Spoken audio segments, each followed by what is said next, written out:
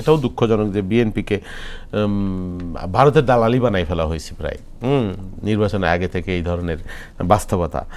বরং আমরা বিরোধী দলের যিনি নেতা তার মুখে আমরা এই কথাও শুনেছি যে কি ভারত কষ্ট বা এরকম কোনো কিছু আমরা করব না বলেছে, কোড আনকোড। যাই হোক, তো আমার কথা হলো আজকে দেখেন সরকারের কি স্ট্যান্ড, এই শক্তিটা কিন্তু দেশের মানুষ বা ভোটের সরকার যদি হয়, জনগণের সরকার বা বিরোধী দল যদি আমাকে আরও এই বিষয়ে সাপোর্ট করে, তাহলে কিন্তু আমি আমার স্ট্রেংথটা আমার দেশের পক্ষে আরও শক্তভাবে আমি দেখাইতে পারি। জিএম কাদের সাহেব দেখলাম বলছে এই বিষয় নিয়ে যে ভারত খুব মাইন্ড যার উপর করবে, হ্যান ত্যান হবে, কে ভারত সহজভাবে নেয় না।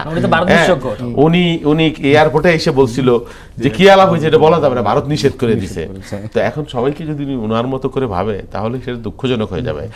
একটা নির্বাচিত সরকারের স্ট্যান্ড বা জাতীয়তাবাদের স্ট্যান্ড সবসময় দেশের পক্ষে থাকে, যেই জন্যে চরম মূল্য দিতে হয়। হয়তো ঠিক আছে উনি যেটা বলেছেন জিএম কাদের, সেটা ওনাকে মূল্য দিতে হয় নাই, কিন্তু আপনার মনে আছে বেগম খালেদা জিয়া শেরাটনে ভারতীয় রাষ্ট্রপতির তৎকালীন প্রণব মুখার্জির শিডিউল ক্যান্সেল করে দিয়েছিলেন, একটা হরতাল বা যে কারণে দিয়েছিলেন উনি।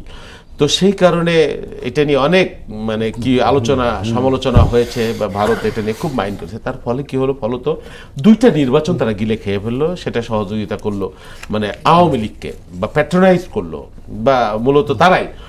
এবং গিলে খাওয়ার পরে বেগম খালেদা জিয়াকে ব্যক্তিগতভাবে অনেক সাফার করতে হলো, তিনি মৃত্যু পথযাত্রী একটা বাস্তবতার মধ্যে চলে গেলেন। কিন্তু তার চূড়ান্ত ফলটা কি হলো, যে আওয়ামী লীগকে দেশ ছাড়া হয়ে যেতে হলো এবং গণঅভ্যুত্থানের মুখে মারাত্মক পরিণতি। এবং বেগম খালেদা জিয়া, হ্যাঁ মৃত্যু তো মানুষের অনিবার্য পরিণতি, কেউই তো মৃত্যু উপকার করেন, কিন্তু বেগম খালেদা জিয়া ইতিহাসে তার নাম তিনি একটা স্বর্ণাক্ষরে নাম লিখিয়ে রেখেছেন একজন দেশপ্রেমিক হিসেবে, মানুষ হিসেবে। সেইটাও বিএনপির অর্জন আছে। জাতীয় পার্টির ক্ষেত্রে জিএম কাদের এগুলো প্রয়োজন হয়তো নাই।